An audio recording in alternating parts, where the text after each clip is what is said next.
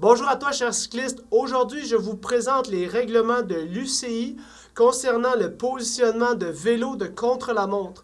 Je vous démontre les règles de l'UCI 2022 ainsi que les changements à venir à partir du 1er janvier 2023 pour avoir un vélo qui est conforme aux exigences, aux règlements de l'UCI par rapport au positionnement. C'est parti!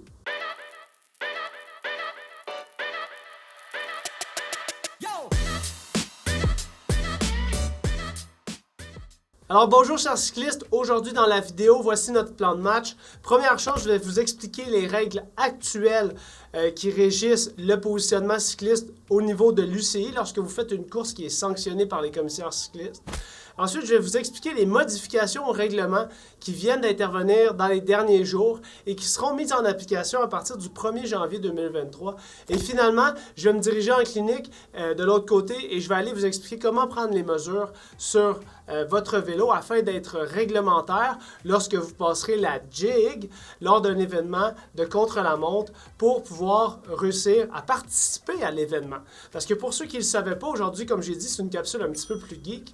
Il y a certains règlements qu'on doit respecter si on veut pouvoir participer aux événements de contre-la-montre lorsque ceux-ci sont sanctionnés par les règles de l'UCI.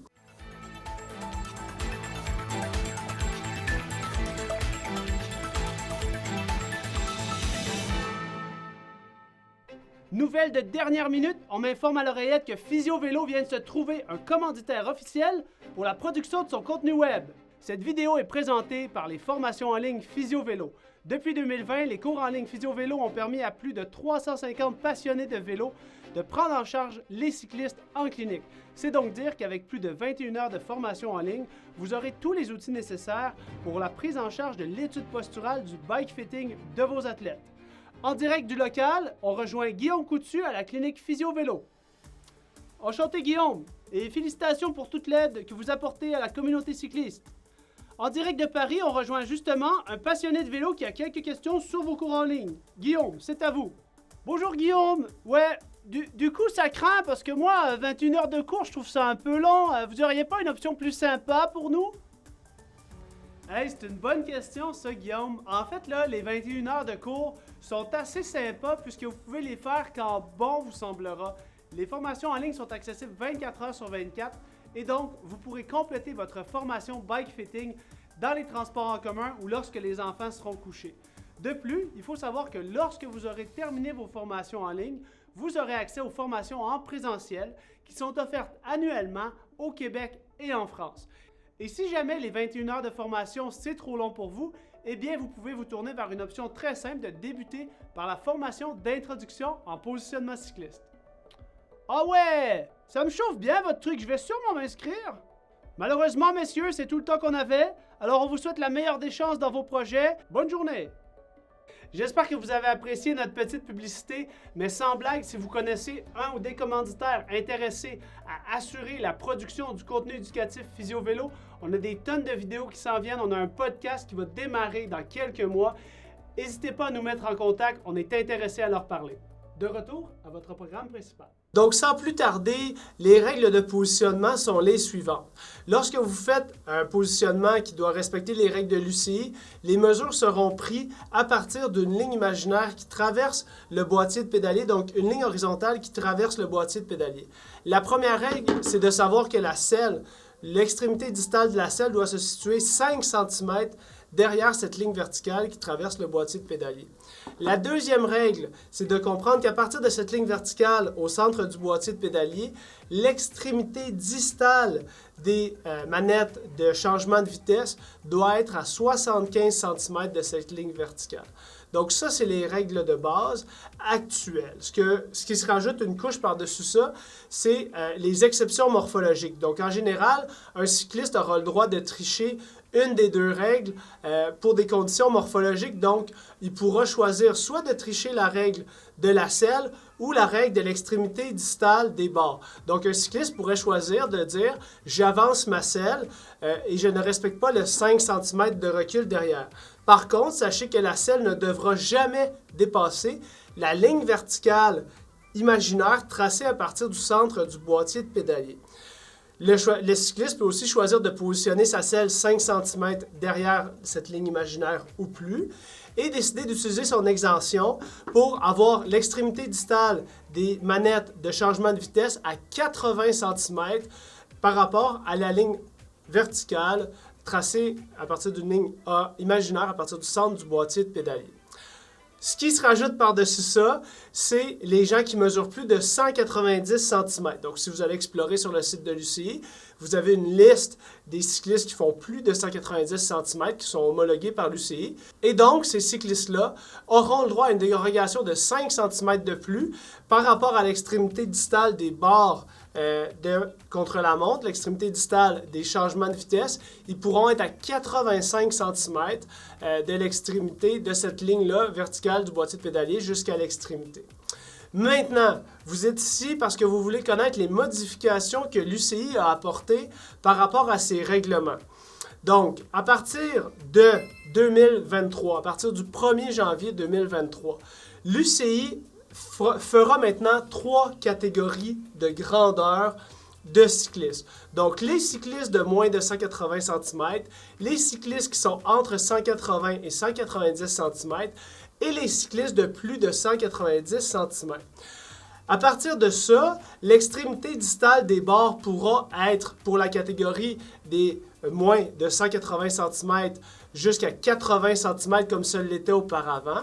Par contre, les cyclistes qui feront entre 180 et 190 cm auront le droit de déplacer l'extrémité distale des barres de contre-la-montre à 83 cm et les cyclistes de 190 cm et plus auront le droit à 85 cm comme c'était le cas par le passé. Donc, c'est une légère amélioration pour proportionnellement permettre des changements qui correspondent à la grandeur des cyclistes, ce qui est vraiment non négligeable, puis un bel avantage que certaines personnes pourront utiliser à leur bénéfice. Le deuxième point super important à comprendre, c'est l'utilisation des prolongateurs et leur positionnement afin de respecter les réglementations de l'UCI. Présentement, l'extrémité distale du shifter, dans le fond de la manette de changement de vitesse, ne peut pas être à plus de 10 cm de hauteur par rapport au centre de l'appui de l'avant-bras ici. Donc, vous avez maximum 10 cm plus haut pour placer le shifter. Bien sûr, vous aurez compris qu'il y a des gens qui utilisent un group set, un groupeau électronique seront avantagés parce qu'on n'a pas le levier en haut ici qui vient se rajouter à la distance qui est calculée parce que les commissaires de l'UCI vont toujours calculer la distance avec le levier en position la plus haute et le levier en position la plus longue lorsqu'ils viennent faire la mesure entre le boîtier de pédalier puis l'extrémité distale de la barre aérodynamique. Changement apporté à partir du 1er janvier 2023, encore une fois avec les 3 catégories de grandeur, les cyclistes de moins de 180 cm, comme on l'a dit, auront toujours la même règle, auront le droit à 10 cm. Par contre, ceux qui auront entre 180 et 190 cm de taille pourront avoir 12 cm et ceux qui sont à plus de 190 cm auront l'opportunité d'avoir 14 cm de différence d'allouer pour faire leur positionnement cycliste. Par contre, la règle du 15 degrés au niveau de l'inclinaison du pad d'avant-bras reste la même. L'autre chose qu'il faut comprendre, ça c'est les changements, c'est les catégories de grandeur. Attention par contre, les catégories de grandeur, vous devez, selon le nouveau règlement de l'UCI, les mentionner au commissaire cycliste avant l'événement auquel vous participez. Donc, vous devez demander votre exemption en fonction de votre taille avant d'aller au commissaire cycliste pour la mesure de votre positionnement. Sinon, ce sont les règlements actuels qui demeureront en vigueur pour vous. Donc, si vous voulez une exemption par rapport aux 3 nouvelles catégories de grandeur cycliste, vous devez en faire la demande au commissaire avant l'événement de contre-la-montre pour lequel votre vélo devra être éligible aux règles de l'UCI. Donc, assurez-vous de faire la demande si vous voulez bénéficier de ces changements-là à partir du 1er janvier 2023. Avant que j'oublie une autre chose très très importante, il y a certaines règles qui demeurent et qui ne changent pas. L'inclinaison de la selle ne pourra pas être de plus de 9 degrés vers le bas. Donc là, je ne suis pas sûr, je suis à combien, Simon? Bref, vous ne pourrez pas dépasser le 9 degrés. Okay? Votre selle ne peut jamais dépasser 9 degrés d'inclinaison. Et lorsqu'on parle du 9 degrés d'inclinaison, on parle vraiment de la résultante avec une surface plane. C'est comme ça que les commissaires cyclistes vont prendre la mesure au niveau du vélo. Une autre chose qui ne change pas, c'est la mesure de la selle. Donc, la selle doit mesurer entre 24 et 30 cm. Ici, j'ai une selle Italia qui est à 27,5. Vous aurez toujours le droit à un 5 mm d'ajustement, mais votre selle devra toujours faire entre 24 et 30 cm maximum. Donc, sans plus tarder, mes amis cyclistes, on va se déplacer de l'autre côté dans la clinique pour vous démontrer ces choses-là directement sur un vélo. Si les explications que je vous ai données sont claires, on se dit à la prochaine. Sinon, on s'en va ensemble dans la clinique pour vraiment valider tout ce qu'on vient de discuter sur un vélo en temps réel pour pouvoir vraiment comprendre quelles sont les exigences de l'UCI, les règlements actuels versus les modifications qui rentrent en vigueur à partir du 1er janvier 2023. Et le voici, le voilà, notre laser de famille. Donc, ici à la clinique, on utilise le laser. Comme je l'ai peut-être mentionné précédemment, toutes les règles de l'UCI vont être prises à partir du centre du boîtier de pédalier. On va tracer une verticale à partir du centre du boîtier de pédalier.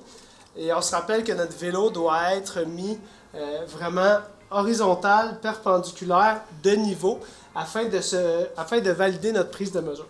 Donc ici, on se rappelle que la selle doit se trouver 5 cm derrière cette ligne verticale imaginaire au boîtier de pédalier. Ici, elle n'est pas imaginaire, elle est représentée par notre laser. Simon, si tu t'approches, tu vas voir ici. Donc, ce que vous voyez ici, c'est que la selle se trouve environ 17-18 mm derrière le boîtier de pédalier. Donc, ce qui arrive, c'est qu'ici, on ne sera pas réglementaire. Donc, le cycliste pourrait décider d'avancer sa selle, mais sachez qu'il ne pourra jamais avancer sa selle au-delà de la ligne verticale imaginaire qui passe à partir du centre du boîtier de pédalier. Il pourra décider d'avancer sa selle au-delà du 5 cm derrière qui est le règlement de l'UCI, et ça sera considéré comme une exemption morphologique, comme on en a parlé précédemment dans le studio.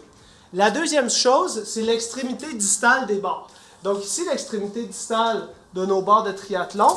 Encore une fois, on va comprendre ici le désavantage mécanique, le désavantage d'utiliser un groupeau mécanique, puisque cette distance-là se rajoute, et sur un groupeau électronique, on aurait juste notre mesure ici, qui arrêterait ici, parce qu'on n'aurait pas le levier.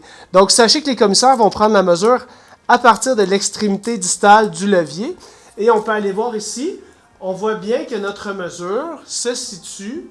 Donc ici, on voit bien que la selle se retrouve à 77,6 cm devant le centre vertical du boîtier de pédalier.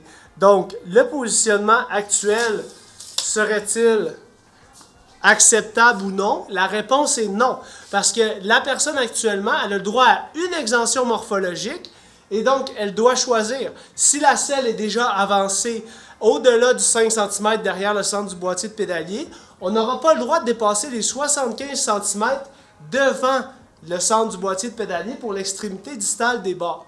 C'est donc dire que le positionnement ici n'est pas réglementaire pour l'UCI. En plus, on se rappelle que c'est un cadre de triathlon et ça, on n'a pas le droit de prendre part à la compétition de contre-la-montre si on est sanctionné par les règles de l'UCI. Donc ça vous donne une idée. La prochaine chose, c'est de comprendre le 10 cm. Donc le 10 cm est calculé comme ça ici. Si on met le levier à la position la plus haute, c'est comme ça que le commissaire cycliste va le mesurer. Donc on va venir chercher le 10 cm par rapport au centre du pad. Donc ça peut être une manière de le mesurer pour vous à la maison. Si tu regardes en dessous, on est à combien? On est à 4,6. Fait qu'on est à 4,6. On aurait le droit d'augmenter la hauteur jusqu'à 10 cm. Et à partir du 1er janvier 2023, on se rappelle qu'il va y avoir 3 catégories de grandeur de cyclistes. Donc, les moins de 180 cm, les gens de 180 à 190 cm et les plus de 190 cm. Cette hauteur-là pourra donc être proportionnelle, c'est-à-dire que pour le groupe 1, des moins de 180 cm, on continue avec le 10 cm qui est permis. Ensuite, on se retrouve avec les 180 à 190 cm qui auront le droit à 12 cm de différence.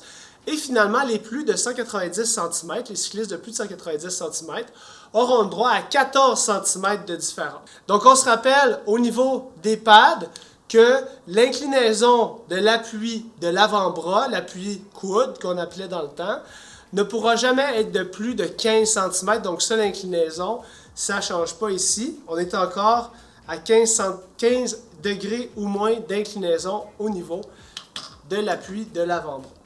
Si vous avez des questions, mes amis cyclistes, n'hésitez pas à commenter sous la vidéo. Sinon, abonnez-vous et suggérez-nous du contenu afin qu'on puisse produire plus de contenu de qualité comme celui-ci pour éduquer tous les cyclistes. À bientôt! Ciao!